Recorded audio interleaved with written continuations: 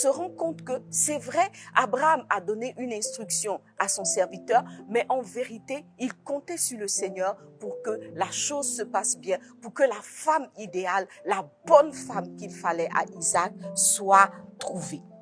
Alors ma première question, c'est de savoir qui, toi, qui es marié aujourd'hui, qui a conduit ton choix? Qui t'a conduit dans le choix? Qui t'a aidé à trouver ton conjoint? Isaac et Rebecca, eux, ont décidé, en tout cas selon les textes que nous avons lus, de faire confiance au Seigneur. La question, c'est de savoir si l'implication, en fait, des parents dans la question du mariage est une bonne ou une mauvaise chose. Je disais tout à l'heure que c'est une situation qui est souvent contestée de nos jours parce que on se dit maintenant on est libre, on a la liberté, on est des personnes qui doivent faire valoir leurs choix, leurs sentiments, leurs émotions et en fait tout ce qui, n'est-ce pas, nous caractérise. On veut faire notre choix nous-mêmes et on n'est pas prêt forcément à voir quelqu'un d'autre faire le choix. Mais Abraham, lui, s'est immixé dans le choix d'épouse de son fils. Il s'est immixé dans cette affaire. En bien, en mal, que dit la parole de Dieu? La parole de Dieu nous présente plusieurs situations dans lesquelles les parents, notamment le père, s'est immixé, s'est, n'est-ce pas, introduit dans le choix de l'enfant pour son conjoint. Et cela commence depuis la Genèse, puisque Dieu lui-même, n'est-ce pas, est celui qui a choisi Ève pour Adam. Je sais que tu n'es peut-être pas tout à fait d'accord, mais la vérité, c'est que c'est Dieu qui, à un moment donné, a décidé qu'il n'était plus bon que Adam soit seul. C'est lui qui a façonné Ève parce qu'il avait décidé de faire une aide semblable à Adam. Il a ensuite conduit Ève vers Adam et vous connaissez la suite. Adam a été subjugué par le choix ou en tout cas la mission que Dieu venait d'accomplir en lui emmenant la femme que lui, Dieu, avait façonnée. Il y a aussi ce texte de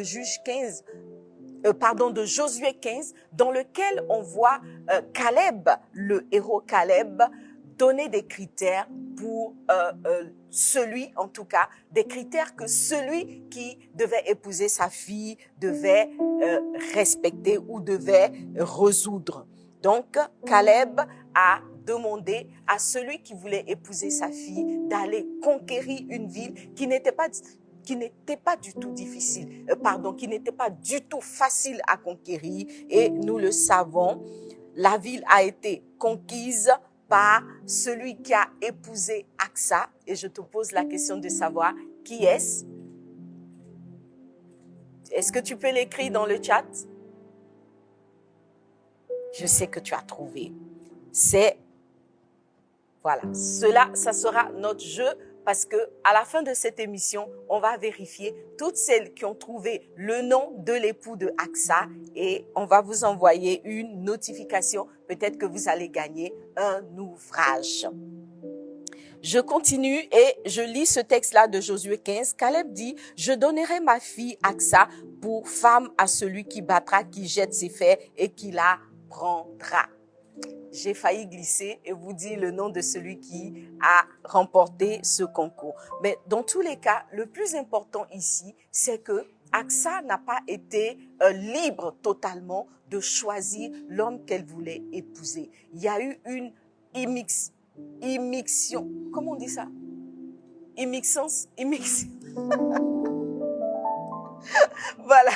En tout cas, son père s'est immixé dans cette affaire, et il a imposé des critères à celui qui devait épouser sa fille.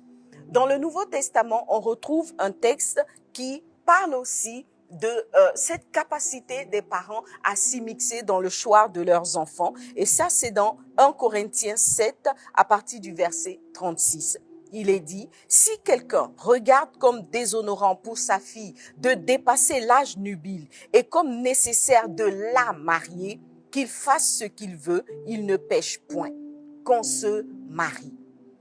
Verset 37, mais celui qui a pris une ferme résolution, sans contrainte et avec l'exercice de sa propre volonté et qui a décidé en son cœur de garder sa fille vierge, celui-là aussi fait bien. Donc vous voyez que à travers ce texte de 1 Corinthiens, on voit que il y avait une certaine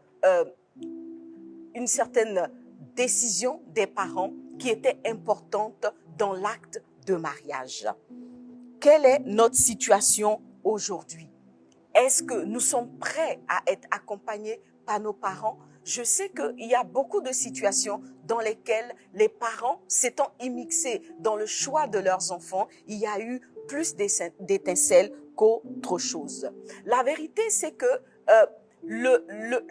l'attitude de ces parents n'est pas une attitude 100% no way, 100% pas de volonté des enfants. Non, c'est une participation. Le parent intervient pour un accompagnement. Il vient accompagner l'enfant, il vient accompagner le jeune homme ou la jeune fille dans son choix. Et la vérité, c'est que ce n'est pas une imposition.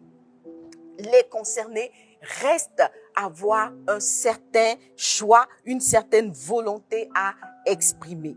Et c'est le cas, par exemple, si on revient sur l'histoire de Adam et Ève, on se rend compte que Adam